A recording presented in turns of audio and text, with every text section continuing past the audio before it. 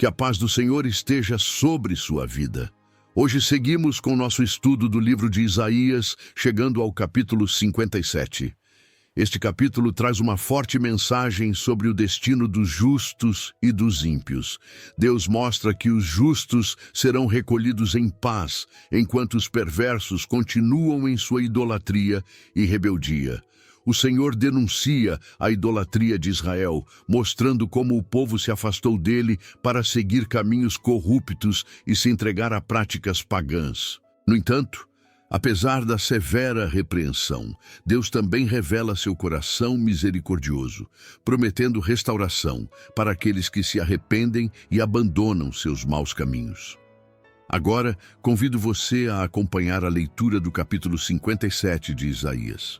Perece o justo, e não há quem considere isso em seu coração, e os homens compassivos são recolhidos, sem que alguém considere que o justo é levado antes do mal. Entrará em paz, descansarão nas suas camas, os que houverem andado na sua retidão. Mas chegai-vos aqui, vós os filhos da agoureira, descendência adulterina e de prostituição.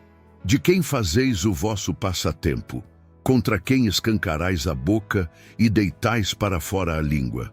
Porventura não sois filhos da transgressão, descendência da falsidade, que vos inflamais com os deuses debaixo de toda a árvore verde e sacrificais os filhos nos ribeiros, nas fendas dos penhascos? Nas pedras lisas dos ribeiros está a tua parte.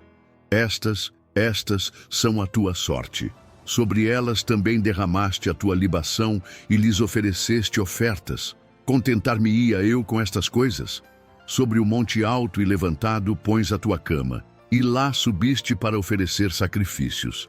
E detrás das portas e dos umbrais puseste o teu memorial, pois te descobriste a outros que não a mim, e subiste, alargaste a tua cama, e fizeste aliança com alguns deles. Emaste a sua cama, onde quer que a viste, e foste ao rei com óleo, e multiplicaste os teus perfumes, e enviaste os teus embaixadores para longe, e te abateste até ao inferno.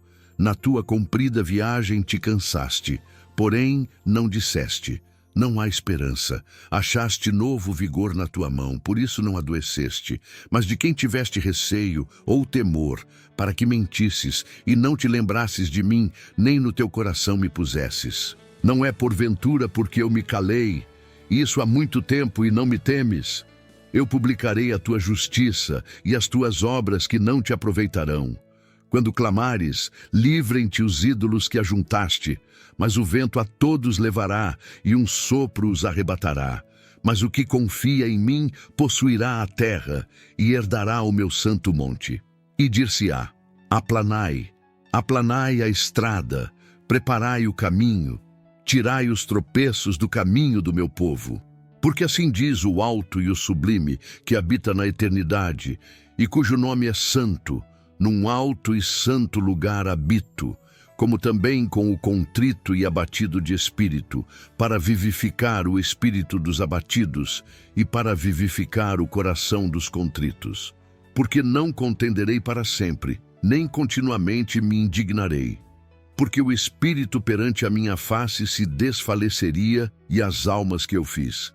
Pela iniquidade da sua avareza me indignei e o feri, escondi-me e indignei-me. Contudo, rebelde, seguiu o caminho do seu coração. Eu vejo os seus caminhos e o sararei e o guiarei e lhe tornarei a dar consolação, a saber, aos seus pranteadores. Eu crio os frutos dos lábios. Paz, paz, para o que está longe e para o que está perto, diz o Senhor, e eu o sararei. Mas os ímpios são como o mar bravo, porque não se pode aquietar, e as suas águas lançam de si lama e lodo. Não há paz para os ímpios, diz o meu Deus. Isaías, capítulo 57, começa com uma grande distinção entre o destino dos justos e o dos ímpios. Deus mostra que os justos, muitas vezes esquecidos ou desprezados pelo mundo, são recolhidos para livrá-los do mal e encontrar paz, enquanto os ímpios continuam em seus caminhos de rebeldia e idolatria. No versículo 1, lemos: Perece o justo, e ninguém há que leve isso a sério. E os homens piedosos são recolhidos, sem que alguém considere que o justo é levado antes do mal. Aqui, Deus revela que a morte dos justos não deve ser vista como tragédia, mas como livramento. Muitas vezes, as pessoas não percebem que Deus pode permitir que os justos partam antes que tempos ainda piores cheguem. No versículo 2, ele complementa: entrará em paz. Descansarão nas suas camas os que houverem andado na sua retidão. Essa é uma promessa de descanso e paz para aqueles que viveram em fidelidade a Deus. Diferente dos ímpios, que enfrentarão juízo, os justos terão descanso eterno. Nos versículos 3 a 5, Deus se volta contra os ímpios e idólatras. Mas chegai-vos aqui, vós, filhos da agoureira, semente do adúltero e da prostituta. De quem vos dirigis com escárnio? Contra quem escancarais a boca e deitai para fora a língua? Porventura não sois filhos da transgressão, semente da falsidade, que vos esquentais com os deuses debaixo de toda árvore verde, sacrificando os filhos nos vales, debaixo das fendas das penhas? Deus denuncia o comportamento rebelde de Israel, que zombava da verdade e se entregava à idolatria. A referência ao sacrifício de crianças mostra o grau de corrupção espiritual em que haviam caído. No versículo 6, ele continua: nas pedras lisas dos ribeiros está a tua parte. Estas são a tua sorte. A estas também derramaste libação e ofereceste oferta. Contentar-me-ei com estas coisas? Deus revela a insensatez da idolatria. O povo trocou o Deus vivo por pedras, oferecendo sacrifícios a deuses que não podem responder. Nos versículos 7 e 8, ele descreve ainda mais a infidelidade de Israel. Sobre um monte alto e elevado, pões a tua cama. Ali também sobes para oferecer sacrifícios, e detrás das portas e das ombreiras pões os teus memoriais. Porque a outros, e não a mim, te descobres, e sobes, alargas a tua cama, e fazes concerto com eles.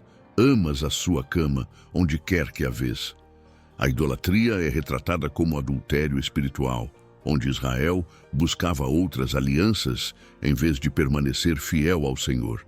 Essa primeira parte do capítulo nos ensina que Deus vê tudo o que acontece e faz distinção entre justos e ímpios. Enquanto os justos têm a promessa de paz e descanso, os ímpios seguem um caminho de rebelião que os leva à destruição. Isaías capítulo 57 continua com Deus, expondo a insensatez da idolatria e a inutilidade da confiança em outros deuses. Ele revela que, apesar da rebeldia do povo, ainda há esperança para aqueles que se arrependem e voltam para ele. O Senhor mostra que os ímpios colocam sua confiança em alianças humanas e ídolos inertes, mas que isso apenas os leva à frustração e ao fracasso. No versículo 9, lemos: E vais ao rei com óleo e multiplicas os teus perfumes. Envias os teus mensageiros para longe e te abates até aos infernos. Aqui, Deus denuncia o esforço do povo para agradar reis e nações estrangeiras, buscando alianças políticas e espirituais que não vinham dele. Em vez de confiarem no Senhor, Israel procurava segurança em fontes humanas. No versículo 10, Deus revela o quanto Israel se desgastou nessa busca infrutífera. Na tua longa viagem te cansaste, mas não dizes: não há esperança, antes achaste com que reanimar-te, e por isso não enfraqueceste. O povo se exauriu correndo atrás de deuses falsos e alianças terrenas, mas, em vez de reconhecerem que estavam errados, continuaram insistindo em seus próprios caminhos. Nos versículos 11 e 12, Deus faz uma pergunta desafiadora: mas de quem tiveste receio ou temor, para que mentisses e não te lembrasses de mim, nem em teu coração me pusesses? Porventura não é porque me tenho calado, e isso já há muito tempo, e não me temes? Eu publicarei a tua justiça e as tuas obras, mas elas não te aproveitarão. Deus revela que a falsa segurança dos ímpios não os livrará do juízo. Eles pensaram que podiam agir livremente porque Deus havia se calado por um tempo, mas ele não ignorou suas obras. No versículo 13, Deus declara a inutilidade dos ídolos. Quando clamares, livrem-te os teus ajuntamentos, mas o vento a todos levará, um sopro os arrebatará. Mas o que confia em mim possuirá a terra e herdará o meu santo monte. Os ídolos e alianças humanas não têm poder para salvar, mas aqueles que confiam no Senhor herdarão suas promessas. Essa segunda parte do capítulo nos ensina que confiar em ídolos, riquezas ou alianças humanas é um caminho de frustração. Somente Deus é fonte de verdadeira segurança. O povo de Israel buscava refúgio em outros deuses e em reinos estrangeiros, mas isso não os livraria do juízo divino. Isaías, capítulo 57, conclui com uma promessa de restauração para os humildes e arrependidos, enquanto os ímpios continuarão sem paz. Deus mostra seu desejo de curar e consolar aqueles que se voltam para Ele, mas também deixa claro que os perversos jamais encontrarão descanso longe da sua presença. No versículo 14 lemos: "E dir-se-á, aplainai, aplainai, preparai o caminho, tirai os tropeços do caminho do meu povo." Aqui, Deus ordena que os obstáculos sejam removidos para que seu povo possa voltar para Ele. Isso aponta para a obra do Messias, pois João Batista usou essa mesma linguagem ao anunciar a chegada de Jesus. Evangelho de Mateus, capítulo 3, versículo 3. No versículo 15, Deus revela seu caráter. Porque assim diz o alto e o sublime, que habita na eternidade e cujo nome é santo, num alto e santo lugar habito, e também com o contrito e abatido de espírito, para vivificar o espírito dos abatidos e para vivificar o coração dos contritos. Esse versículo nos ensina que Deus é exaltado e santo, mas também está perto dos humildes e arrependidos. Ele não despreza aqueles que se quebrantam diante dele. Nos versículos 16 e 17, Deus explica sua misericórdia e disciplina.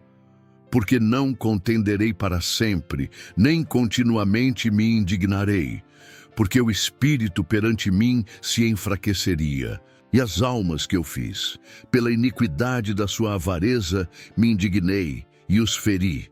Escondi-me e indignei-me. Contudo, rebelde seguiu o caminho do seu coração. Deus se irou contra o pecado do povo e permitiu que enfrentassem as consequências, mas seu objetivo não era destruí-los, e sim levá-los ao arrependimento. No versículo 18, vemos sua promessa de restauração. Eu tenho visto os seus caminhos e os curarei. Também os guiarei e lhes tornarei a dar consolações, a saber, aos que choram. Deus não rejeita os que se arrependem. Ele os cura, os guia e os consola, mostrando seu amor e fidelidade. No versículo 19, ele reafirma sua promessa de paz. Crio os frutos dos lábios, paz. Paz para os que estão longe e para os que estão perto, diz o Senhor, e eu os curarei.